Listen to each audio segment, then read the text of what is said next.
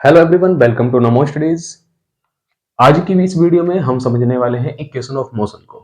उससे पहले हमारी दो वीडियो अपलोड हो चुकी हैं जिसमें हमने बेसिक समझे थे, आपका रेस्ट क्या होता है, मोशन क्या होता है, एक्सेलेरेशन क्या होता है और वेलोसिटी वगैरह क्या क्या होते हैं। इन टर्म्स को हमने बेसिक को समझा था। दूसरी वीडियो में हमने कैसे देखा था कि उनसे रिलेटेड कैसे कैसे न्यूमेरिकल बन सकते हैं, तो कुछ न्यूमेरिकल्स की प्रैक्टिस हमने कर ली थी। अब आपका नेक्स्ट टॉपिक है इक्वेशन ऑफ मोशन। तो इक्वेशन ऑफ मोशन को आज हम बिल्कुल बेसिक से समझेंगे। बेसिक से कैसे समझेंगे, आप एक बार कनेक्ट होइए हमारे साथ और हम देखते हैं क्या क्या होता है इक्वेशन ऑफ मोशन में। तो बिल्कुल जो बेसिक है, आप इसको रिलेट कर सकते हैं अपने डेली लाइफ में। वो क्या होता है कि आपके पास एक कार है जिसमें आप बैठे हुए हैं और आप जब उस कार को चलाना स्टार्ट करेंगे, तो मैंने माना इनिशियली वो कार रेस्ट में है। अभी वो कार आपकी अभी किस में है, रेस्ट में है। तो आप रेस्ट से चलना स्टार्ट कर रहे हैं। जब आपने रेस्ट से चलना स्टार्ट किया है तो आपने गाड़ी को एक्सीलेट किया होगा पैर से। जब गाड़ी एक्सीलेट होगी, एक्सीलेट को मैंने यहां से ए से रिप्रेजेंट किया हुआ है। जब गाड़ी को हम एक्सीलेट करेंगे तो कुछ एस डिस्प्लेसमेंट वो कवर करेगी, जिसमें टाइम उसको टी लगेगा। टी टाइम लगने के बाद वो कार डिस्प्लेस होकर कुछ डिस्टेंस दूर यहां पर पहुंच जाएगी। ऐसा आप एज्यूम कर सकते हैं इन टर्म्स को समझने के लिए। जब जीरो से चलना स्टार्ट किया था, हमने एक्सीलेट किया था गाड़ी को, तो वो आपकी अब फाइनल वी वेलोसिटी पे पहुंच गई है। मान सकते हैं जीरो से चलना स्टार्ट किया था, अब हमारी गाड़ी 60 किलोमीटर पर आवर की स्पीड से चल रही है। तो ऐसे में कितना एक्सीलेशन हुआ है, डिस्प्लेसमेंट कितना हुआ है, डिस्टेंस क्या है, टी क्या है, समय क्या है, इन चीजों को हम समझेंगे। ठीक है, तो इनको समझेंगे आप सीधा सीधा ये समझिए, आप उत्सव को समझोगे। उत्सव क्या होता है, उत्सव में यू क्या होता है, इनिशियल वेलोसिटी। टी क्या होता है, टाइम होता है। एस क्या होता है, डिस्टेंस कितनी कवर की गई है। ए क्या होता है, ए होता है एक्सीलेशन। फिर आपका क्या आता है, वी। वी का मतलब फाइनल वेलोसिटी, किस स्पीड पर वो चल रही है, किस वेलोसिटी पर वो चल रही है। तो इन टर्म्स को अगर आप समझ गए हो तो आप रिलेट कर सकते हो इस स्टोरी को, जहां पर U initial velocity, V final velocity, T time है और एस क्या है, आपका डिस्प्लेसमेंट है, ए एक्सीलेशन है। ये सारी टर्म्स आपको क्लियर हुई। तो अब हम इसको एक्सीलेशन के फॉर्मूले से आगे बढ़ाते हैं। अच्छा, क्या फॉर्मूला था एक्सीलेशन का? एक्सीलेशन क्या होता है, final velocity minus initial velocity. इसको हम बोल सकते हैं चेंज ऑफ वेलोसिटी, और अपॉन में टाइम। तो अब फाइनली क्या बोलेंगे हम, acceleration is equal to the rate of change of velocity. T लगने से रेट बन जाता है, चेंज ऑफ वेलोसिटी और टी लगने से क्या बन जाता है, रेट। तो acceleration is equal to the rate of change of velocity. ये आपका एक्सीलेशन का फॉर्मूला होता है, और इस फॉर्मूले से ही हम इक्वेशन फर्स्ट आपकी ये है, और इस इक्वेशन फर्स्ट को हम ड्राइव कर सकते हैं। ठीक है, तो हम मैथमेटिकली सोल्व करेंगे। लिखा हुआ है मैंने, ड्राइव करने वाले हम इक्वेशन ऑफ मोशन को बाय मैथमेटिकल मेथड। ठीक है, तो आप मैथमेटिकल सोल्व करेंगे इसको। तो ये आपका टी इधर अपोन में लिखा हुआ, इधर लाएंगे तो किस में आ जाएगा, ए के साथ आ जाएगा। ए एक्सीलेशन है, तो यहाँ पे हम लिख सकते हैं A T is equal to V minus U. यहाँ पर यू आपको निगेटिव दिख रहा होगा, अगर हम उसको इधर लाएंगे तो वो प्लस का हो जाएगा। तो फाइनली आपका बी, और इधर जब यू को लाएंगे तो यू किसका आएगा, प्लस का, और यहाँ पे क्या जाएगा, एटी। तो पहली ही लाइन में आपकी इक्वेशन ऑफ मोशन प्रूफ हो गई है, क्योंकि इक्वेशन ऑफ मोशन यही होती है, v is equal to U plus AT. तो पहली इक्वेशन आपकी क्या हो चुकी है, प्रूफ हो चुकी है। अब दूसरी इक्वेशन को प्रूफ करने के लिए आपको, अगर आपको मैथमेटिकली ड्राइव करनी है इक्वेशन थर्ड और इक्वेशन सेकंड, ठीक है, तो उसके लिए आपको एवरेज वेलोसिटी का फॉर्मूला पता होना चाहिए। क्या फॉर्मूला होता है एवरेज वेलोसिटी का, पढ़ा होगा आपने। तो एवरेज वेलोसिटी का फॉर्मूला होता है total distance upon total time.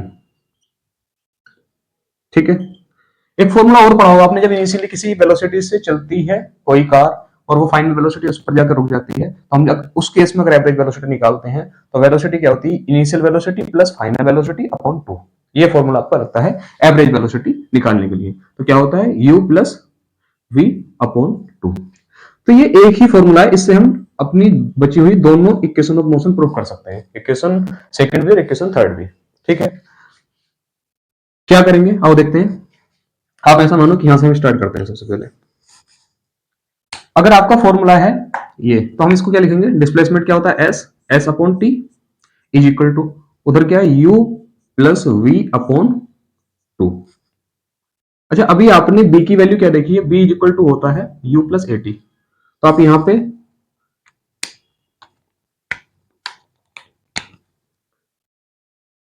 यहाँ पे बी की वैल्यू पुट करेंगे। कहां से करेंगे? इक्वेशन फर्स्ट से। जब इक्वेशन फर्स्ट से हमने बी की वैल्यू पुट की तो ये तो सब सेम रहेगा, S upon two S upon T is equal to U, और वी की जो वैल्यू है as it is U plus AT हम यहाँ पे पुट कर देंगे, यू प्लस एटी। क्लियर है इतना सबको? और अपॉन में क्या चल रहा है आपका? टू। सोल्व करा तो क्या बना? यू इधर है और यू इधर है, तो कितने हो गए? Two U plus AT. बेटा ये जो बी की वैल्यू है यही यहाँ पे मैंने पुट की है, और उसको जब मैंने यू इधर भी है यू इधर भी यू को जोड़ा तो टू यू बन गया है। ठीक है, क्लियर रहना चाहिए आपको। अपॉन में क्या चल रहा है? टू। ठीक है, अब जैसे हम एलसीएम लेते हैं समझने के लिए हम क्या करेंगे, दो फ्रैक्शन ले लेते हैं। जैसे कि मैंने फ्रैक्शन ले ली सबसे पहले कि 3/2 प्लस 1/2। अब इस केस में आप देख रहे हो 3/2 और 1/2। अब मैं इसको ऐसे लिख रहा हूँ और इसको मैं ऐसे भी लिख सकता हूँ, 3 + 1/2। तो ये मैं ऐसे लिखूं या फिर मैं इसको ऐसे लिखूं, कोई फर्क पड़ता है? अरे बात तो दोनों एक ही है। तो इस टाइप से जैसे मैंने इन दोनों को, अगर मैं ये आपका इस टाइम इस फॉर्मूले में लिखा हुआ है, इस टर्म्स में लिखा हुआ है, आप इस टर्म्स को इस टर्म्स में यहाँ पर रिप्रेजेंट कर रहे हैं, तो इसकी ये वाली टर्म क्या होगी? तो इधर देखो एस अपॉन टी तो ऐसे ही रहेगा, टू को मैं इसके भी अपॉन में लिखूंगा और उसके भी अपॉन में लिखूंगा, तो क्या होगा? 2u/2 plus 80/2। जैसे यहां किया था एज इट इज वैसे ही मैंने यहां पे कर दिया। तो इसको मैं साफ कर देता हूं। ये सिर्फ समझने के लिए किया था मैंने, आपको क्लियर हो गया वो अच्छे से? ठीक है, दोनों के अपॉन में है तो 2 से तो 2 कट गया है, फाइनली क्या बचा इधर?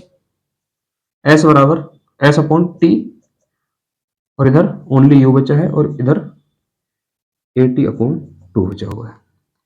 अगर इस t की मल्टीप्लाई हम इधर करें तो दोनों में होगी, तो फाइनली आपका क्या हो जाएगा? s इज इक्वल टू, ये t आएगा तो यहाँ क्या हो जाएगा? ut। 1/2 को मैंने अलग लिख लिया है, प्लस का साइन ऐसे ही है, थोड़ा साफ से लिख लेते हैं, प्लस वैसा का वैसे ही है। 1/2 को मैंने आगे लिख लिया है, टी इधर आएगा, एक टी ऑलरेडी है तो ए टी का होल स्क्वायर बन जाएगा। ये आपकी second equation of motion proof हो चुकी है। क्या क्लियर हुई सभी को? कुछ भी नहीं करना है आपको, एवरेज वेलोसिटी के दोनों फॉर्मूले लिखे, एक दूसरे के इक्वल रहेंगे, क्योंकि एवरेज वेलोसिटी ऐसे लिखो आप या ऐसे लिखो, बात एक ही है। यहाँ पर हमने v की वैल्यू पुट की है, बाकी कुछ नहीं किया। v की वैल्यू पुट की, आपका ये बन गया 2u प्लस 80/2। इसको मैंने अभी समझाया था आपको, जैसे फ्रैक्शन को हम अलग अलग लिखते हैं वैसे मैंने इसको अलग अलग लिख लिया है। 2 से 2 कट गया है, s upon T is equal to u plus 80।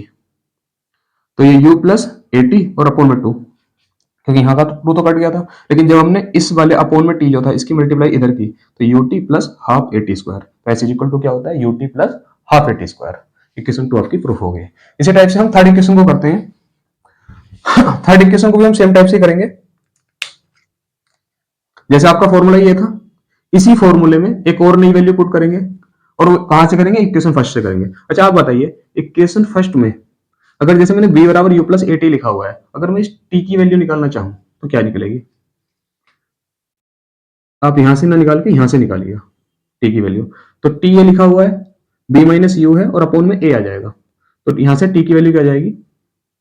v minus U upon में a। अगर मुझे फर्स्ट इक्वेशन से t की वैल्यू निकालनी है तो t की वैल्यू क्या होगी? t यहां पर a अपॉन में आ जाएगा, तो t is equal to v minus U upon a। Clear है? देखो हमें इस वैल्यू की जरूरत पड़ेगी, और बाकी आपकी एवरेज वेलोसिटी का फॉर्मूला लिखा हुआ है, इसी में हम पुट कर लेंगे। पहले लिख लेते हैं, एस अपॉन क्या था? t था, is equal to u plus V upon 2। अभी मुझे यहाँ पे t की वैल्यू पुट करनी है, तो मैं s इज इक्वल टू क्या लिख रहा हूँ? u प्लस बी अपॉन में 2, और ये जो t अपॉन में था ये इधर कहाँ आ गया है? मल्टीप्लाई में आ गया है।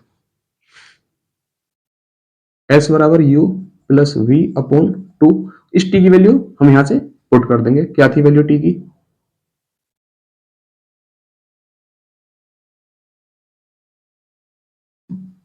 देख रहे हैं आप, इधर क्या है? u प्लस बी है, इधर क्या है? v माइनस यू है। तो इसको हम प्लस माइनस को चेंज कर सकते हैं, तो इधर भी हम इसको जैसे b माइनस यू लिखा हुआ है, इसको भी हम b प्लस यू मान लेंगे। और इस केस में जब दो दो वैल्यू आपकी क्या है, एक बार प्लस में है एक बार माइनस में, तो फॉर्मूला क्या बनता है, आपने पढ़ा होगा a प्लस बी और a माइनस बी का फॉर्मूला क्या होता है, वो आपका फॉर्मूला क्या होता है, a square minus B square. ठीक है, तो ये वाला फॉर्मूला आप इसमें अगर पुट करते हैं तो यहाँ पे क्या आ जाएगा, s is equal to V square minus U square, और अपॉन में क्या है आपका a और 2a। क्लियर है। यहां से अगर हम वैल्यू देखें तो ये 2a आपका इधर आ जाएगा, तो क्या हो जाएगा, ये 2as is equal to V square minus U square. अगर इसको दूसरे तरीके से लिखना चाहो तो आप इसको ऐसे भी लिख सकते हैं,